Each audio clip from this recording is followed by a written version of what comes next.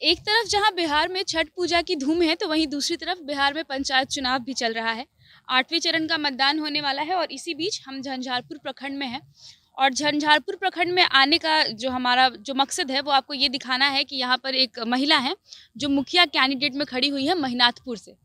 और गांव का नाम भी महिनाथपुर है और पंचायत का नाम भी महिनाथपुर ही है। सबसे पहले इनसे ही सुनते हैं कि क्या सोचकर वो आई, इलेक्शन में क्यों खड़ी हुई हैं। इन कहना है कि पढ़ी लिखी हैं और पढ़ लिख कर राजनीति में आने के पीछे का मकसद यही होता है डेवलपमेंट। तो इनसे ही सुनते हैं कि क्या डेवलपमेंट को लेकर ये क्या सोचती हो और अचानक से मुखिया बनने का ख्वाब कैसे आया। नाम क्या है आपका? मेरा नाम अंजना कुमारी है। आपने क्यों सोचा कि मतलब राजनीति में ही आना है और राजनीति में आकर ही विकास हो सकता है? बहुत लोग इसे राजनीति कह सकते हैं, बट मैं इसे समाज सेवा समझती हूँ। It's a social work. तो एक्चुअली मैं बहुत दिनों से, जब मैं पढ़ाई कर रही थी, जब मैंने अपना एजुकेशन बीटेक कंप्लीट किया था, तो मैं एक एनजीओ में भी काम की थी। वहाँ पे वो एजुकेशन से रिलेटेड एनजीओ था जो गरीब बच्चों के लिए कार्यरत था। तो मैं वहाँ पे भी टाइम दी थी और मैं अपने वर्किंग टाइम में भी बहुत सारे बच्चों को, ऐसा जितना टाइम मिल पाता था मैं करती थी। अपना सोशल वर्क करने का जितना टाइम मिल जाता था मुझे, तो मुझे इंटरेस्ट हमेशा से रहा है। जब मैं यहाँ पे आती थी, देखती थी कि कैसे लोग हैं, मतलब हर चीज़ सरकार ऐसा नहीं है कि नहीं कर रहे, बहुत सारी चीज़ें, बहुत सारे प्रोवाइड दे रहे हैं, बहुत सारा फंड दे रहे हैं, बट यहाँ पे लोगों को नहीं मिल रहा है। तो फिर मेरे मन में आया कि मैं भी इस समाज की हिस्सा हूँ और मुझे इनका सेवा करने का मुझे मौका मिलना चाहिए।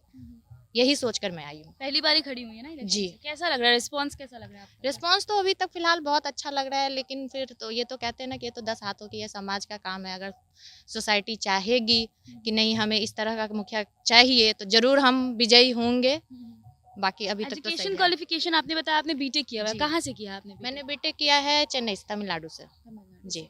एंड देन फिर आपकी शादी इधर हुई बिहार जी, में? शादी हुई इधर हुई। मैं बिहार की ही हूँ। हाँ, हाँ। जो आपने एजुकेशन आपने बाहर से जी, किया है। एजुकेशन मैंने बाहर से लिया है। उसके बाद आपकी शादी कब हुई आपकी? 2014 में, 5 दिसंबर 2014। 14 में शादी हुई। जी। उसके बाद आपने अब जो है वो कोशिश की है कि मतलब आप अपने काम के ज़रिए अपने जी, एजुकेशन का जो एक्चुअली हुआ ये है कि जो मेरे फादर इन लॉ हैं या मेरे हस्बैंड हैं, वो ज़्यादातर, मेरे फादर इन लॉ तो हमेशा से गाँव में ही रहे हैं।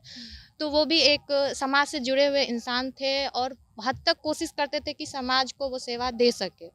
और मेरे हस्बैंड भी जो हैं वो भी इस समाज से जुड़े हुए हैं और जितना हो सकता है वो जिस लेवल पे हैं, जितना कर सकते हैं, तो वो भी समाज का सेवा करते हैं। तो एक तो मेरे अंदर था ही सोशल वर्क का, ऊपर से फैमिली भी ऐसे मिली, तो थोड़ा ज़्यादा एनर्जी आ गया। एनर्जी आ जी। गया, बिल्कुल। अच्छा लगता है जब कोई पढ़ी लिखी कैंडिडेट ये बैठकर, खास तौर पे बिहार में महिलाएँ जो होती हैं उनको कम आँका जाता है। यहाँ पे बैठ के ये नहीं बोलना चाहूँगी क्योंकि दोनों ही सीट पर महिलाएँ बैठकर ये बात कह रही है। लेकिन हाँ, अच्छा लगता है जब एक महिला कैंडिडेट मुखिया के लिए खड़ी होती है और ये कहती है कि वो अपनी जो एजुकेशन है उसको आगे ला कर के समाज का भला करना चाहती हैं। क्या-क्या काम आप करना चाहती हैं? क्योंकि बिहार में मोस्टली जितना हम लोग वर्क कर रहे हैं जर्नलिज़्म में, हम जहाँ भी जाते हैं समस्याएँ बहुत ज़्यादा होती है। और लोग ना बहुत ज़्यादा प्रॉब्लम्स पे ही बात करते जी, हैं, जी, जी। सॉल्यूशन पे कोई बात नहीं जी। करता। आपकी नज़र में सॉल्यूशन कैसे होगा? सॉल्यूशन ये है कि हमें सबसे पहले जो हमारा समाज है, उन्हें जागरूक करना होगा। जो हमारी नारी है, उनको नारी सशक्तिकरण, उनको नारी को जागरूक करना होगा कि हम अपने हक के लिए लड़ सकते हैं।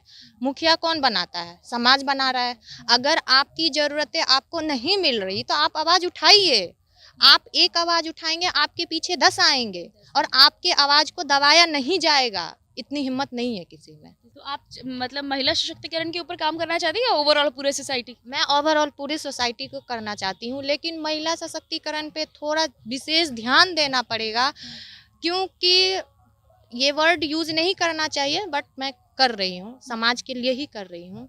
कि कोई भी लड़की होती है, आप देखोगे कि हमारे सोसाइटी में लोग अपना ज़मीन जायदाद बेच करके एक लड़का को एजुकेशन, हाई एजुकेशन देने के लिए तैयार होते हैं, पर वो लड़की पे नहीं तैयार होते हैं। आखिर क्यों? क्या लड़की उस हक के लिए नहीं है? लड़की कहीं से आती है? लड़की भी तो कर सकती है ना। तो ये चीज़ होता है उनके माइंड में, जो है हमारे पुराने ख़यालात बसे हुए, डिफरेंशिएशन है, उन चीज़ों को थोड़ा-सा दूर करना पड़ेगा। और बहुत सारी चीज़ें होती हैं, जैसे कि लड़की है, बहुत सारा फैमिली ऐसे होते हैं, अभी जैसे कि अब कोरोना ही आया है, तो बहुत सारे ऐसे बच्चे होंगे जिनके पेरेंट्स नहीं होंगे। अब वो बच्चा क्या करेगा? उसको तो खुद पे डिपेंड होना पड़ेगा ना। तो वो ट्रेनिंग अगर आप शुरू से नहीं दोगे, तो अचानक उसके अंदर कहाँ से आएगा? डिस्क्रिमिनेशन की बात हो रही थी यहाँ पे। बेसिकली मैं आपको समझा दूँ, जो भेदभाव किया जाता है लड़के और लड़कियों में, ख़ास तौर पर जब हम एक ऐसे राज्य में बैठे होते हैं जहाँ पर हम बात करते हैं पढ़ाई की, शिक्षा की, तो उसका स्तर काफ़ी ज़्यादा नीचे गिरता हुआ चला जा रहा है। अगर हम सरकारी स्कूल की बात करें जी। तो ख़ास तौर पर हमने मधुबनी के अभी पिछले 2 महीनों में लगभग हर प्रखंड के एक सरकारी स्कूल को छान मारा है। जी, जी, जी। मतलब पढ़ाई का स्तर इतना ज़्यादा नीचे गिर जी। चुका है, वो कैसे कैसे सफल हो? क्योंकि शिक्षा मंत्री क्वालिटी एजुकेशन की बात करते हैं, हमेशा सुनती होंगी आप, जी, जी, कहते हैं जी। कि अब क्वालिटी एजुकेशन। जी। जिस स्कूल में बेसिक नीड की चीज़ें नहीं है, पीने जी। का पानी नहीं है, टॉयलेट जी। नहीं है, वहाँ पे कैसे मिलेगा क्वालिटी एजुकेशन? ज़रूर मिलेगा। ये सब यही है कि जब तक हमारा सोसाइटी खुद स्ट्रॉन्ग नहीं होगा, तब तक एक डेवलप समाज हम नहीं निर्माण कर सकते हैं। तो पहले हमें सोसाइटी को ही स्ट्रॉन्ग बनाना होगा कि वो हर क्षेत्र में जहाँ भी जाएँ, उस चीज़ के लिए आवाज़ उठा सकें। क्योंकि ऐसा तो नहीं है कि सरकारी स्कूल में जो भी कल होते हैं या जितने भी फैसिलिटीज़ होती है, उसके लिए ऐसा तो नहीं होगा कि फंड नहीं आता होगा। फंड तो आता है, बट वो वहाँ पे जो फंड जिसके लिए आता है वहाँ पे वो जाता नहीं है, वो कहीं और चला जाता है। हाँ, तो बस उस चीज़ को वहाँ तक लाना है। वैसा एक सही दिशा दिखाने वाला लोग भी होना चाहिए, जिससे हम सही रास्ते पे पकड़ सकते हैं, सही काम कर सकते हैं।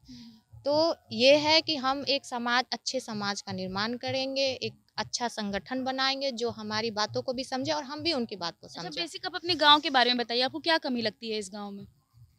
एजुकेशन तो हर जगह का डाउन ही है, हुँ, तो एजुकेशन तो है ही। हुँ, यहाँ पे है, बाढ़ होती है, सुखाड़ होती है। बाढ़ जो है ये हर कोई जानता है कि इस क्षेत्र में बाढ़ आना ही आना है, सबको पता होता है।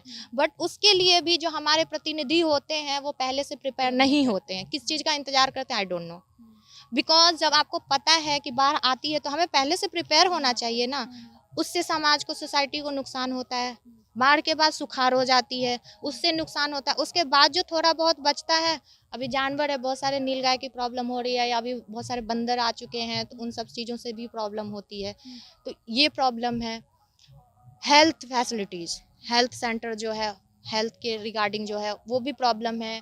उसके बाद जो है ये हमारा जो हाईवे है NH 57, यहाँ पे बहुत सारे रोड दुर्घटना होते हैं। मतलब आए दिन एक्सीडेंट होते रहता है, चाहे वो एनिमल्स का हो या ह्यूमन बीइंग हो, ज़्यादातर होते रहता है। तो इसको कंट्रोल कैसे किया जाना चाहिए, ये है। अगर हम पूरे गाँव में अपने मेहनातपुर पंचायत जो है, इसमें गाँव हैठी भी आता है, जमथर भी आता है। तो अभी उस क्षेत्र में मैं गई नहीं हूँ, जाऊँगी 1-2 दिन में। मेहनातपुर पंचायत में मैं मेहनातपुर गाँव में वोटिंग घूमी किस हूँ तारीख को होनी है? 24 नवंबर को। जी। तो बहुत सारा जगह ऐसा है, बहुत सारे जहाँ पे रोड बिल्कुल भी नहीं है। रोड जहाँ जहाँ कि वहाँ पे मुझे ये पता चला है कि वहाँ की फंड आ चुकी है, पर रोड नहीं बना है। स्ट्रीट लाइट नहीं है। हर चीज़ की फैसिलिटी होते हुए भी कुछ नहीं है। शौचालय की प्रॉब्लम हो रही है लोगों को, इंदिरा आवास नहीं मिल रहा है। बहुत सारे ऐसे लोग हैं जिनको जिनको पेंशन मिलना चाहिए, उनको पेंशन नहीं मिल रहा है। तो जब मैं इस क्षेत्र को घूमी हूँ, तो मैं देख रही हूँ बहुत सारा प्रॉब्लम आ रहा है। जब लोगों के बीच आप निकलते हो तो आप लोगों की समस्या से रूबरू होते हो, और ख़ास तौर पर हमने जितने भी पंचायत का दौरा किया है इस पंचायत चुनाव में, हमने यही देखा है कि लोगों की तरफ से यही सुनने में आता है कि चाहे वो नल जल योजना हो, यानी कि जितने भी महत्वाकांक्षी जी। योजना हो, चाहे वो इंदिरा आवास हो या फिर वृद्ध वृद्ध महिलाओं को या पुरुषों को वृद्धा पेंशन मिलने की बात हो, इन सब जगहों पर ढिलाई बढ़ती जा रही है और इन सब के लिए कहीं न कहीं जनप्रतिनिधि जो है वो ज़िम्मेवार होते हैं।